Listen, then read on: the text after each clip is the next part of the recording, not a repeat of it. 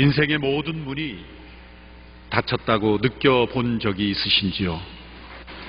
살아가면서 느끼는 고통스러운 한두 건의 사건이만이 아니라 가는 곳마다 문이 막히는 그러한 좌절, 실패를 경험해 보신 적이 있습니까? 그 순간 우리는 하나님 앞에 무릎을 꿇고 눈물을 흘릴 수밖에 없습니다. 하나님께서 내 인생을 막으시는, 하나님께서 내 인생을 축복하시지 않는 것 같은 그런 경험 속에서 우리는 눈물을 흘립니다.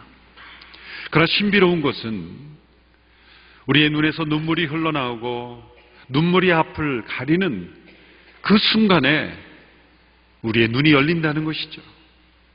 눈물이 앞을 가려서 아무것도 보이지 않는 것 같은 그 절망스러운 순간에 우리의 영혼의 눈이 뜨이고 보이지 않았던 것이 보이게 되고 그 상황을 보게 되는, 더 정확하게 보게 되는 그런 일이 일어나는 것입니다. 하나님께서 우리의 인생의 문을 막으심으로 하나님께서 열어놓으신 새로운 인생의 문을 여시는 거죠. 때로 우리의 인생이 깨어집니다.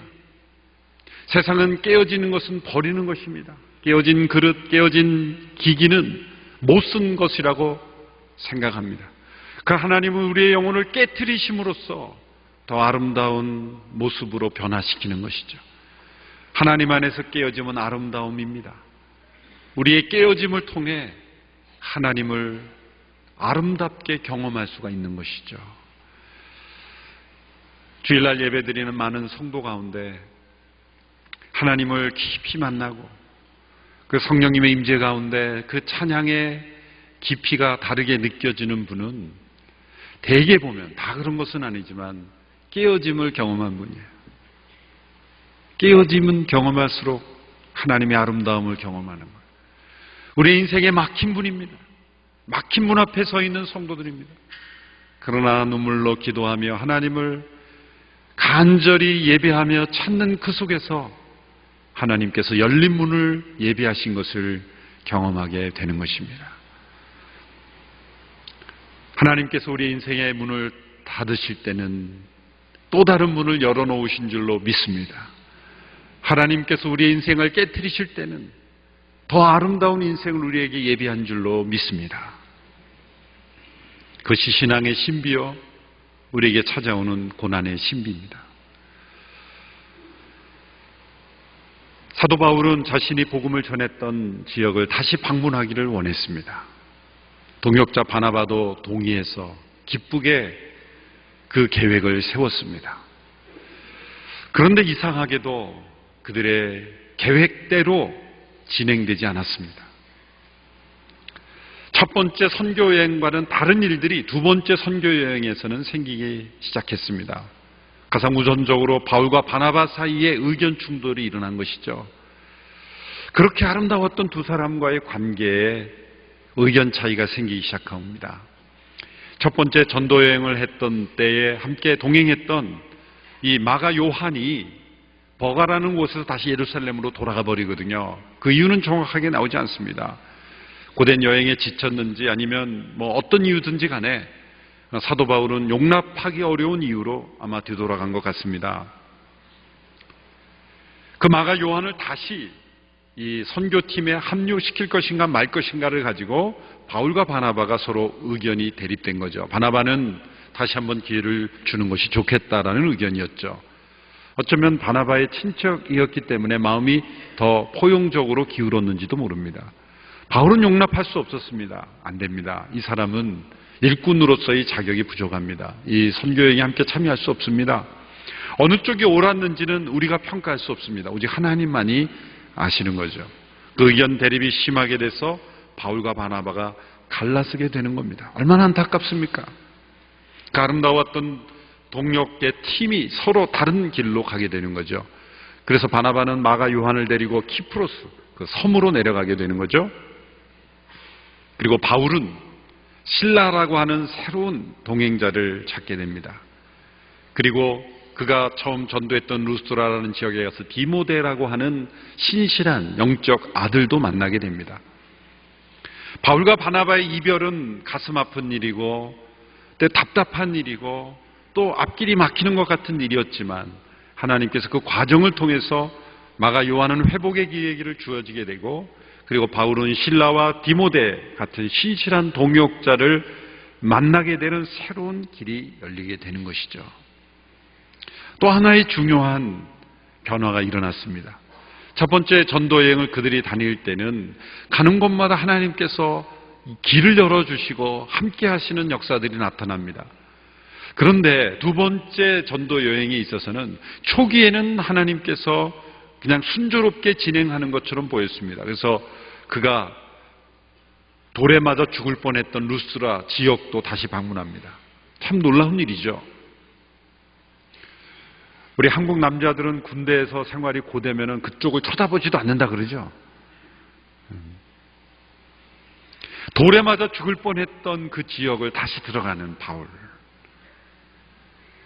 그 지역에 있는 믿음의 사람들이 믿음을 제대로 지키고 있는지를 확인해 보고 싶어서입니다. 1차 전도여행을 다녔던 지역을 다시 되돌아다닌 이후에 사도 바울의 그 본격적인 두 번째 선교여행의 그 목적지를 향하여 나아가고 있었습니다. 그런데 성령님께서 막으신 거예요. 예수님께서 허락지 않으신 겁니다. 그것이 오늘 본문 6절에서 8절의 말씀에 나와 있습니다. 같이 읽어보실까요? 시작. 성령께서 아시아 지방에 말씀 전하는 것을 막으셨기 때문에 바울과 그 일행은 부르기아와 갈라디아 지방을 거쳐 무시아 지방 가까이 이르러 비두니아로 들어가려고 했습니다. 여기 장소 이름이 나오는데 이 말씀으로만 보면 이게 그림이 안 그려져서 지도를 잠깐 보겠습니다. 2차 전도 여행, 바울의 2차 전도 여행 때 이쪽을 제가 포인트 하겠습니다.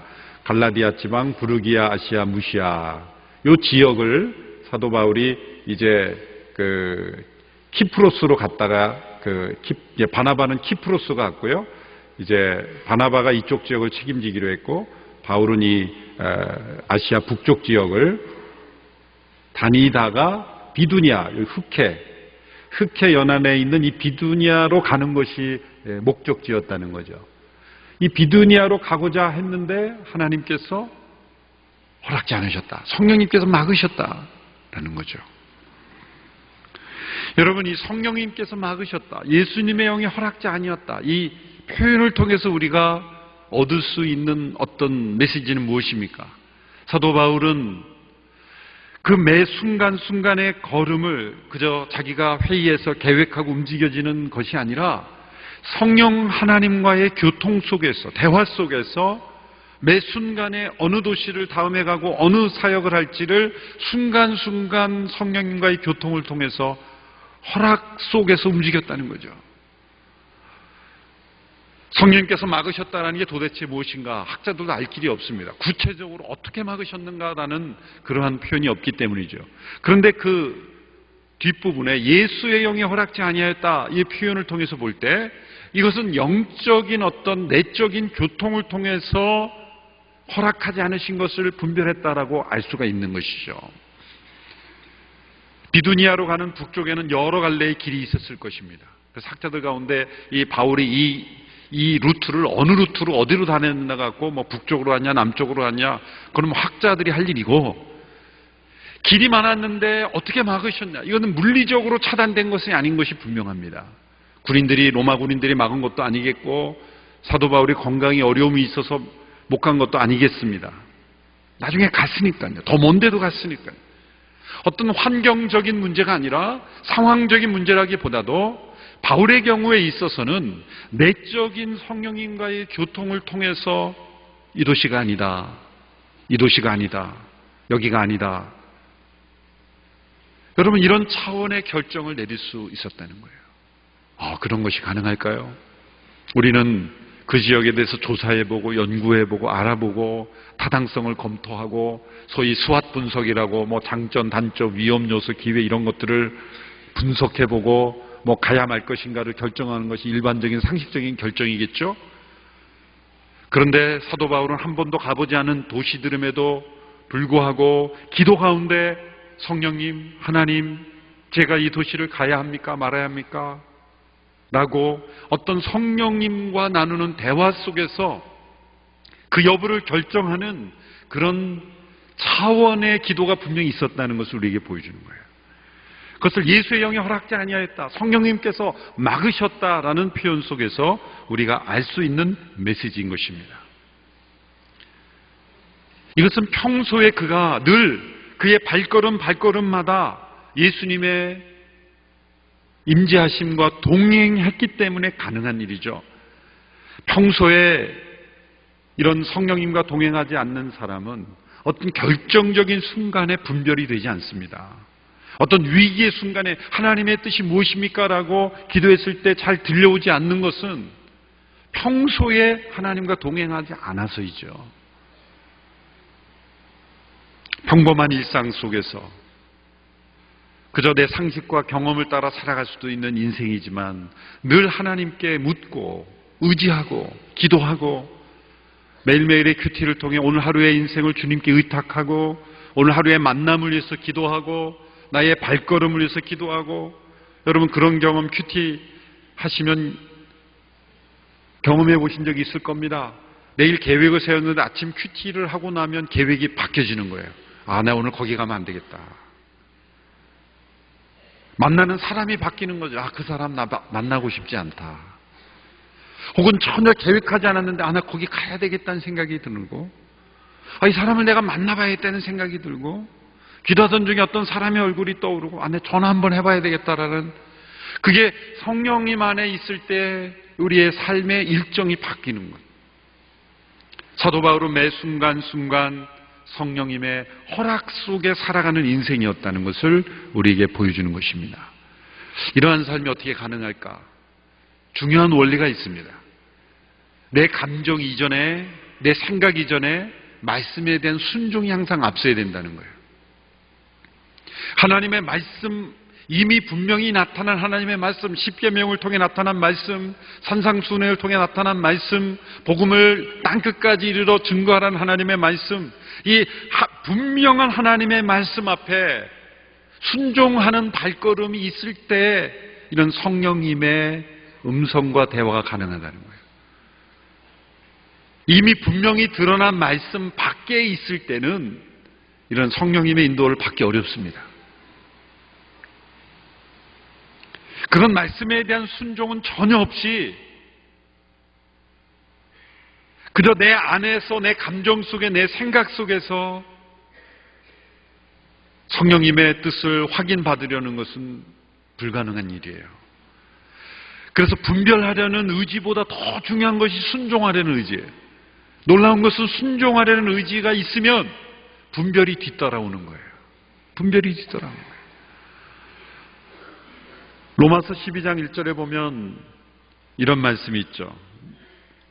너희는 이 세대를 본받지 말고 마음을 새롭게 함으로 하나님의 선하시고 기뻐하시고 온전하신 뜻의 무엇인지 분별하도록 하라 라는 로마서 12장의 말씀이 있습니다. 그런데 그 말씀을 순서를 보면은 너희는 마음을 새롭게 함으로 변화를 받아 하나님의 선하시고 기뻐하시고 온전한 뜻이 무엇인지를 분별하도록 하라 이런 말씀이 나오거든요. 그래서 이 말씀을 우리가 이해할 때는 이렇게 이해합니다. 아, 마음을 새롭게 해야 되겠다. 또 하나님의 뜻을 무엇인지 분별해야 되겠다. 이렇게 적용을 하는데 1절에 뭐라고 되어 있냐면 여러분의 몸을 하나님이 기뻐하시는 거룩한 산 제물로 드리십시오. 드림이 먼저 나와요. 이게 1절과 2절이 분리된 것이 아니라 분별이 나중에 나와요. 우리가 생각할 때는 분별을 해서 변화가 돼서 하나님께 드린다 이렇게 생각하기가 쉬운데 이 말씀의 순서를 보면은 드리는 게 먼저고 그 다음에 변화가 그 다음이고 그 다음이 분별이에요. 로마서 12장 1, 2절을 잘 보세요. 우리말로는 동사형으로 다 분리가 되어 있지만 이게 원문을 보면 분사형으로 다 엮여져 3문장이 된 거예요. 우리에게 주어진 명령은 드리라는 거예요. 그러면 너희 마음이 변화가 일어날 것이다. 너희 마음이 변화가 일어나면 너희는 하나님의 선하시고 기뻐하시고 온전하신 뜻이 무엇인지 분별될 것이다. 이렇게 되는 거예요. 그러니까 분별은 열매이지 내가 행해야 되는 것이 아니에요. 그러니까 우리가 행해야 되는 것은 무엇입니까? 드림이에요. 하나님의 말씀에 대한 순종으로 우리의 몸을 거룩한 산제물로 드리면 놀랍게도 마음의 변화가 일어나고 그 변화된 마음만이 분별이 이루어지는 거예요. 우리는 자꾸 이것을 거꾸로 가져가려고 그래요. 하나님 저에게 분별을 주세요. 그러면 제가 드리겠습니다. 따져보고 드리겠다는 거예요. 그러니까 분별이 안 되는 거예요. 자신의 욕심과 성령님의 욕구가 섞이는 거예요. 이게 내 욕심인지 하나님의 뜻인지 잘 분별되지 않는 거예요. 그런데 하나님의 말씀 앞에 순종하는 드림이 제일 먼저 앞서 나갈 때 놀랍게도 변화가 일어나고 변화된 마음 속에서 이 사도 바울과 같이 분별이 이루어지는 거예요. 이게 사단이 막는 건지 하나님이 막는 건지 분별이 되는 거예요. 데살로니가서 2장 8절에 보면 바울이 이런 고백을 하죠. 내가 한 번, 두 번 너에게 가고자 하였으나 사단이 막았도다. 사단이 막았도다. 우리는 어떤 막히는 경우가 있을 때 이게 사단이 막는 거지 하나님 막으신 건지, 하나님이 막으시는 건데 하나님의 막으심을 사단이 막았다고 해서 막 뚫고 나가려는 사람이 있고요. 지금 사단이 막았는데 하나님 막으셨다고 그러고 쉽게 포기하는 사람이 있고요. 그래, 이걸 구별할 줄 알아야 돼. 어떻게 그걸 분별하겠어요? 그 방법은 로마서 12장 1절 2절의 법칙을 따르는 거예요. 우리의 몸이라 그랬어요. 정신이라고 안 그랬어요? 우리의 몸을 하나님이 기뻐하시는 거룩한 산제물로 드리라. 그건 뭐예요? 순종이에요. 순종이에요. 분별이 되면 순종하려고 그래요. 근데 그렇지 않습니다. 순종해야 분별이 되는 거예요. 여러분 이런 체험 해보셨어요? 단기 선교 여행을 가보시면 예전에 잘 들리지 않았던 하나님의 음성이 들려요. 양재 본당에서는 그렇게 2시간 예배도 잘 안 들리던 음성이 이상하게 선교지에 가면 들리는 거예요. 왜 그럴까요? 일단 몸이 순종해서 어딘가에 가 있거든요. 서울시역에 연약한 지체들이 사는 곳에 한번 어려운 이웃에 있는 몸을 한번 들여보세요. 몸을 드리는 게 순종이에요. 순종은 몸이 움직여야 순종이죠. 정신으로 아무리 제가 어제 리더십 목양대도 말씀드렸지만 사랑에 대한 깊은 묵상, 사랑이 무엇인가, 명상, 또 묵상을 통해서 생각을 통해서 아무리 좋은 지식을 머릿속에 담는 건 순종이 아니에요. 몸이 움직여야 돼요. 손을 펴야 되고 지갑을 펴야 되고 그리고 내 발이 움직여야 순종이죠. 그래 놀랍게도 몸이 움직여 드리게 되면, 순종하게 되면 놀랍게도 마음의 분별이 일어나요. 그래서 이 사도 바울이 왜 이런 성령의 막으심을 체험할 수 있어요? 그는 아까도 지도 봤죠? 지도를 통해서 보았죠? 요즘 비행기 타고 다녀도 힘든 지역이에요. 거기가. 우린 지도로 이렇게 쉽게 봤지만 버스 타고 이 소아시아 지역 여행하면요 하루 종일 가야 되는 거예요. 그 넓은 지역을 마치 앞마당 다니듯이 그렇게 순종하며 다니는 거예요. 여러분 이렇게 순종의 발걸음으로 내딛고 가면 분별이 되어지는 거예요. 어떻게 이렇게 성령님의 막으심을 분별할 수 있을까? 나도 본받고 싶다. 순종할 생각은 안 하고 그냥 이 분별력을 주십시오 밤새도 목만 아프지 않으세요. 순종하는 마음은 없이 찬양기도를 밤새 하면서 이 분별력을 저에게 주십시오. 동기가 뭐예요? 그 분별력을 갖고자 하는 동기가 뭐예요? 도대체 하나님 물어보시는 거예요. 너 왜 그렇게 분별력을 달라고 그러니? 가만히 보면 자랑하고 싶은 거예요. 나 성령님의 음성 들었어. 그렇게 자기가 뭔가 위대한 그런 어떤 신앙의 사람인 것을 증명하고 싶어서 분별력을 달라고 그렇게 부르짖는 거는 아닐지.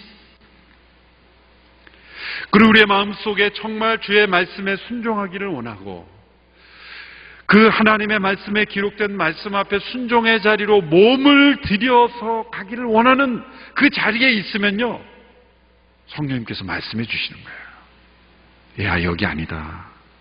바로 여기다. 그리고 사단이 막는 건지 하나님 막으시는 건지를 알게 돼요. 순종의 마음이 전혀 없는 사람은 정직하게 순종하지 않는 사람은요, 나중에는 막 혼동이 돼요.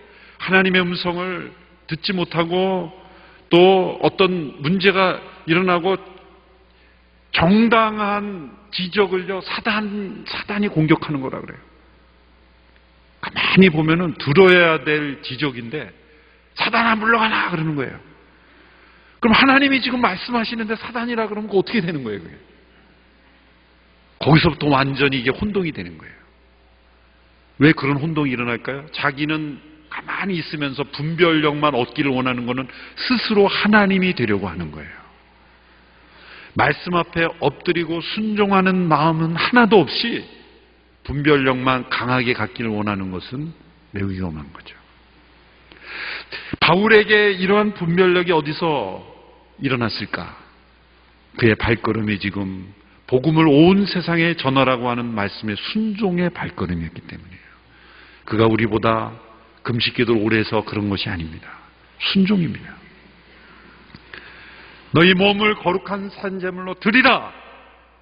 그러면 영적 변화가 일어나고 하나님의 선하시고 기뻐하시고 온전하신 뜻이 무엇인지를 분별할 수 있게 되는 줄로 믿습니다. 그래서 바울 일행이 이 비두니아 내륙 깊이 흑해연 안에 들어가기를 원했어요. 그런데 성령님께서 계속 길을 막고 열어주시는 대로 가다 보니까 드로아라는 항구 도시에 가게 되었어요. 다시 지도를 보여주시면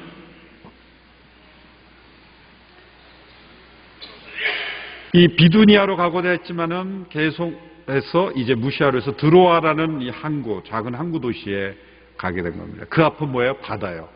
우리는 이게 이 대륙 너머가 지금 우리 눈에는 보이지만 이 드로아는 그냥 바다밖에 안 보이는 거예요. 바다로 인도하신 거예요. 그들은 드로아로 가는 게 계획이 없었습니다. 왜냐하면 그 앞엔 바다가 놓여있기 때문이죠. 바다가 그들의 앞을 가로막고 있었어요.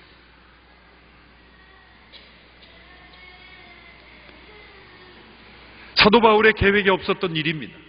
이것은 마치 이스라엘 백성들 하나님께서 출애굽시키실 때 그들의 발걸음을 바닷가에 지도록 하셨잖아요. 그게 연상이 돼요. 빨리 애국으로부터 벗어나려면 바닷길이 아니라 바닷가가 아니라 다른 내륙을 통해서 빨리 그 북쪽으로 올라가야 되지 않습니까? 그런데 바닷가로 가게 하신 거예요. 막다른 길입니다. 앞길이 막힌 것 같습니다. 앞에는 바다요, 뒤는 애국 군대가 쫓아오고 있는 그 상황 속에서 왜 하나님이 그 길로 인도하셨을까? 왜 드로아로 인도하셨을까? 이스라엘 백성 앞에서 홍해의 길을 내시는 거예요. 막힌 문 자체가 열린 문이 되게 하시는 거예요. 하나님께서 우리의 문을 막으심으로 새로운 길을 여시는 하나님이십니다. 막힌 문 자체가 열리게 하시는 하나님이십니다. 이사야 43장에 보면 광야에 길을 내시고 사막에 강을 내시는 하나님, 그 하나님이십니다. 그 드로아에서 바울은 환상을 보게 되죠. 그 환상의 내용은 마케도니아 사람, 그 대륙 너머에 있던 유럽 대륙에 있던 마케도니아 사람이 나타나서 건너와서 우리를 도와달라는 음성이었습니다. 9절 10절의 말씀을 우리 같이 한 목소리로 읽겠습니다. 9절 10절 시작. 한밤중에 바울은 마케도니아 사람이 있어서 마케도니아로 와서 우리를 도와주시오라고 간청하는 환상을 보았습니다. 바울이 환상을 본 후에 우리는 그들에게 복음을 전파하라고 하나님께서 부르셨다고 확신하고 즉시 마케도니아로 떠날 준비를 했습니다. 이 중요한 말씀이 확신하고 즉시, 연기된 순종은 불순종이라는 말이 있죠. 확신하고 즉시 그들은 움직였습니다. 바울의 계획은 이 소아시아에 집중하기를 원했습니다. 그러나 하나님은 그들의 계획을 뛰어넘어 유럽에 그들을 보내기를 원하셨습니다. 언제나 우리는 내가 사는 지역, 우리 민족, 우리 마을, 그것만 바라보기가 쉬워요. 지역 이기주의가 얼마나 심한지는 이 선거철만 되면 알 수가 있죠. 국회 예산 편성할 때 보면 알 수가 있죠.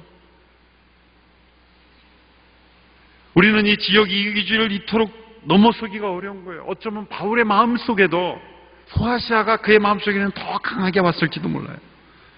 그런데 대륙 너머, 바다 너머에 있는 그 유럽, 하나님은 그를 그대로 인도하시죠. 아무도 환영하지도 않고 아무도 알아주지도 않고 아무도 오라고 한 적이 없는데 환상 속에 마게도냐 사람이 온 거예요. 저희 교회가 설립한 NGO 더 멋진 세상 베터 월드가 세네갈에 있는 본나바 마을이라는 지역에 들어갔어요. 저희가 어떤 아는 지역도 아니고 그런데 그 지역에 이제 들어가게 된 계기가요. 지금 이제 선교사 몇 가정이 들어가 있습니다. 사막이에요, 사막. 그 근처에 있는 작은 염전에서 소금 퍼다가 소금이 한 트럭에 한 몇 달러밖에 되지 않는 그런 지역이죠. 또 우리가 그 지역에 들어갈 수 있었게 된 이유가 거기는 정통 이슬람도 아닌 거의 그 미신에 가까운 이슬람이죠. 이슬람 마을마다 이슬람 지도자가 있어요. 근데 그 추장 바로 밑에 남동생이 그 종교 지도자더라고요. 꿀안경 같은 거 들고 다니면서 제대로 들었는지 안 들었는지도 우리는 모릅니다만 하여튼 항상 들고 다니면서 그 사람이 지시하는 모든 대로 되더라고요. 또 어떤 일이 있었냐면은 저희가 들어가는데 환영하게 된 이유가 뭐냐면 브라질 선교사 내외가 그곳에 먼저 들어갔어요. 근데 그 브라질 선교사 내외가 어떻게 거기 들어갔냐. 여기 완전히 이슬람 거기 지도자가 있고 완전히 그 마을 전체가 사로잡혀 있는데 어떻게 들어왔냐 이랬더니 그 브라질 선교사 내외가 그 파울로라는 선교사가 딱 갔더니 깜짝 놀라는 거예요. 그 종교 지도자가. 한 달 전에 꿈에 이 선교사가 나타난 거예요. 이 브라질 선교사가 나타난 거예요. 그 종교 지도자예요. 근데 똑같은 사람이 나타난 거예요. 그래서 이 사람 말은 무조건 들으라고. 무서워가지고. 그래가지고 그 사람 말을 무조건 들으라는 지시가 내려져가지고 그 파울로 선교사가 거기서 사역하고 또 저희 NGO와 또 코이카 같이 협력해서 거기에 마을 회관도 지어주고 보건소도 지어주고 지금 그 마을이 진짜 베터월드가 되어가고 있어요. 베터빌리지가 되어가고 있어요. 선교사 가정이 거기에 상주하게 되고 그 추장 아들이 한국에 와서 또 연수도 받아가서 또 이 농촌 개발도 하게 되고 한 마을이 지금 변화가 되고 있어요. 마게도냐 사람이 건너와서 우리를 도우라라는 이 말씀을 보니까 그 선교사 이야기가 생각이 납니다. 신비한 방법으로 정말 복음이 들어가는 일에는 이런 신비한 일들이 언제나 일어나는 거예요. 저도 한번 그런 환상 보고 싶습니다. 보실 수 있어요. 근데 왜 안 보이냐면 순종을 안 해서 그런 거예요. 그것도 내가 먼저 보기로 하는 거 보여주면 순종하겠어. 아니에요. 순종하는 자리에 있으면 보이는 거예요. 모든 게 다 이거예요. 우리가 말씀 앞에 순종한 자리로 가면 환상도 보이고 분별도 되고 음성도 들리고 그 말씀 앞에 순종하는 것은 없이 내가 어떤 신비한 체험을 했다라고 나를 증명하고 나를 과시하려는 그런 마음에는 하나님께서 역사하실 수가 없는 거죠. 건너와서 우리를 도우라라는 이 음성을 듣고 그들이 즉시 순종했을 때 그들이 드로아에서 배를 타고 이제 네아폴리를 거쳐 빌립보로 들어가게 되죠. 이틀 걸렸다 그랬어요. 놀라운 것은 11절에 보면 이틀이 걸렸는데 20장 6절 사도행 20장 6절에 보면 이런 말씀이 있습니다. 우리는 무교절 후 빌립보에서 배를 타고 떠나 5일이 지나서야 드로아에서 다른 일행과 합력이 됐습니다. 거꾸로 빌립보에서 드로아까지 오는데 며칠이 걸렸다고요? 5일이 걸렸다고 돼 있어요. 그러면 11절에서는 16장에서는 이틀이 걸린 게 왜 5일이 걸렸죠? 16장에서는 직행이었고 20장에서는 완행이었기 때문에 그럽니까? 아니 지금 바람 때문에 그런 거예요. 그러니까 정상적인 배들이 오고 갈 때는 5일 정도가 걸리는 거예요. 약간 바람이 더 부는 거죠. 역풍이 분 거죠. 그런데 이 드로아에서 빌립보로 갈 때 이틀이 걸렸다는 것은 엄청나게 강한 순풍이 뒤에서 불어준 거예요. 이것 또한 하나님의 축복이죠. 순종하며 환상을 보고 즉시로 순종한 자에게 하나님은 즉시로 순풍을 불어주시는 거예요. 얼마나 놀라운 역사십니까? 바다를 건너 빌립보로 건너갔습니다. 이 빌립보는 오늘 말씀해 보면 뭐라고 기록이 되어 있습니까? 빌립보 도시를 어떻게 설명합니까? 12절에 보면 우리는 로마의 식민지로서 마케도니아 지방에서 첫째 가는 도시. 이 첫째는 어떤 규모나 어떤 영향력 이런 것보다는 이 로마 제국의 출발점이 되는 도시가 빌립보입니다. 알렉산더 대왕이 자신의 아버지 빌립 왕이 세운 빌립보에서부터 그 세계 정복을 시작했기 때문이죠. 로마의 몇 번에 걸친 내전이 있었는데 3차 내전 안토니와 옥타비아누스가 대결해 옥타비아누스가 이제 승리하죠. 그래서 그 도시의 이름에 빌립보가 붙여집니다. 이 빌립보의 승리가 로마 제국이 시작되는 출발점이 된 것이라고 보는 거죠. 여기 하나님의 섭리가 있습니다. 한 로마 제국의 출발점이 되었던 도시가 이제 유럽 복음화의 출발점이 되기를 원하시는 거예요. 그래 놀라운 것은 이러한 성령의 강권하심으로 이루어지는 현장에 가보면 하나님께서 예비하시고 준비하시고 만나게 하신 사람이 있습니다. 바울 일행이 빌립보에 갔을 때 그들은 익숙했던 곳을 찾지 못했어요. 그것은 회당입니다. 1차 선교 여행 때 보면 바울은 가는 곳마다 유대인의 회당을 찾아서 그 회당에 정기적으로 모인 사람들에게 말씀을 전함으로 복음을 전했어요. 그 빌립보에는 회당이 없습니다. 회당이 없다는 건 유대인 10명이 존재하지 않는다는 거예요.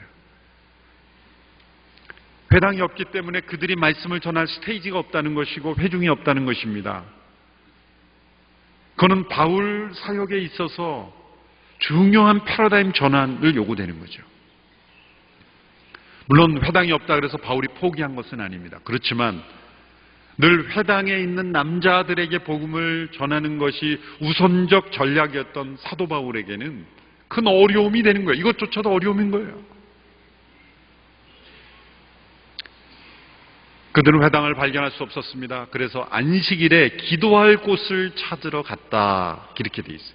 그런데 그 기도하러 간 장소에서 만난 여인들을 변화시키게 됩니다. 이들이 전도 대상자를 찾았다 그러지 않았어요.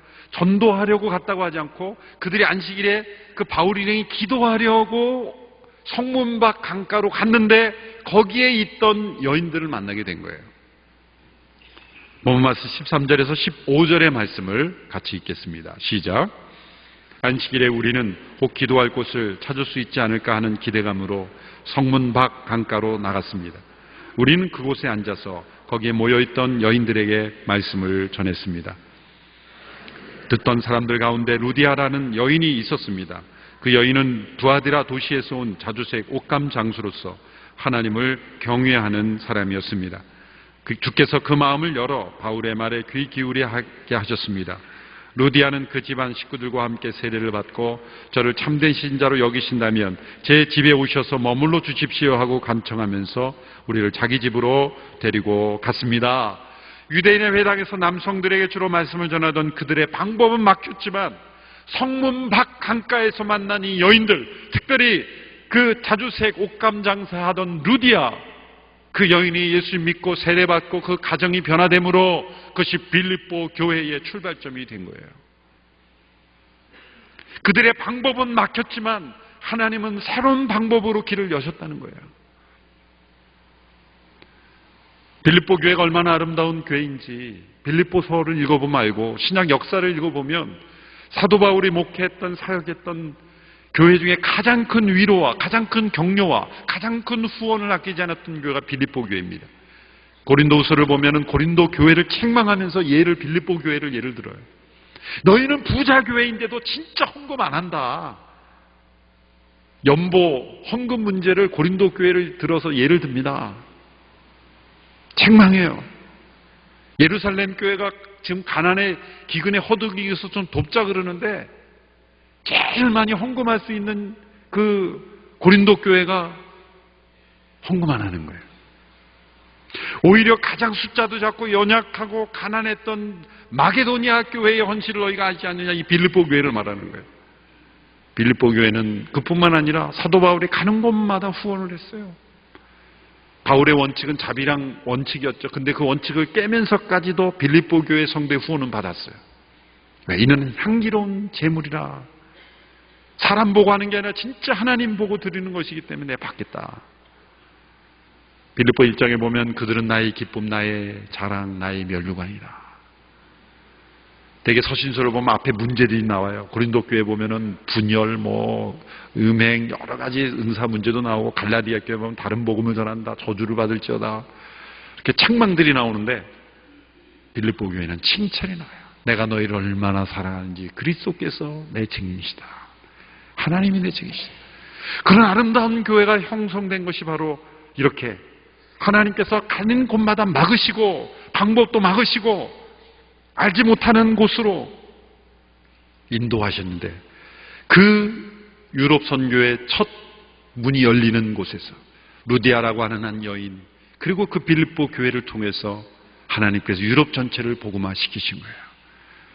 우리가 이 역사를 통해 배울 수 있는 것은, 우리가 흔히 영어로 no way, 말도 안 돼, 또 길이 없어 라고 하는 것이 하나님 안에서는 새로운 길, new way가 될 수 있다는 거예요. 여러분의 인생에 길이 막혀 있습니까? 앞이 캄캄합니까? 눈물밖에 흐르지 않습니까? 여러분, 더 눈물을 흘리시기 바랍니다. 눈물이 앞을 가려야 보이는 거예요. 하나님 앞에 더 엎드리십시오. 성령님께 귀를 기울이십시오. 그리고 순종을 다시 시작하십시오. 말씀 앞에 순종하기를 시작하십시오. 그러면 성령님의 허락이 떨어질 겁니다. 이 길은 막혔지만 또 다른 길이 열려 있다는 것을 보여주실 것입니다. 그리고 막힌 문 자체가 열린 문이 될 수도 있을 것입니다. 이러한 하나님의 인도를 체험하는 우리 모든 성도들 되기를 주님의 이름으로 축원합니다. 기도하겠습니다. 하나님 아버지, 우리 모두가 성령의 인도하심을 받아 걸어가기를 간절히 원합니다. 우리 인생의 문이 닫혀 답답하고 힘들고 고통스러울지라도 하나님께서 새로운 길을 열어주시고 준비하실 줄로 믿습니다. 말씀 앞에 순종하는 일부터 시작해서 다시 한번 우리 몸을 주 앞에 들여 순종할 때 주께서 우리에게 분별력을 주시고 지혜를 주시고 문을 열어주시고 길을 열어주실 줄로 믿습니다. 하나님의 새로운 일을 준비하고 계신 줄로 믿습니다. 예수님의 이름으로 기도합나이다. 아멘.